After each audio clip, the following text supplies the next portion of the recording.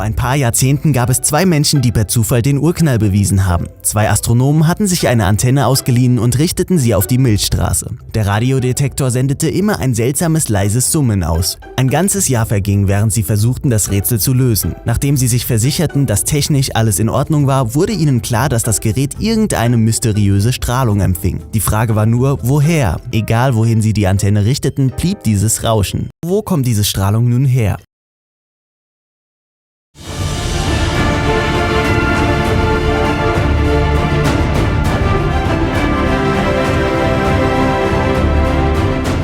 Heute ist es im Universum überall auffindbar. Und dieses älteste Licht im Universum, das miterleben konnte, wie sich die Planeten bildeten, nennen wir heute Hintergrundstrahlung oder auch Babyfoto des Universums.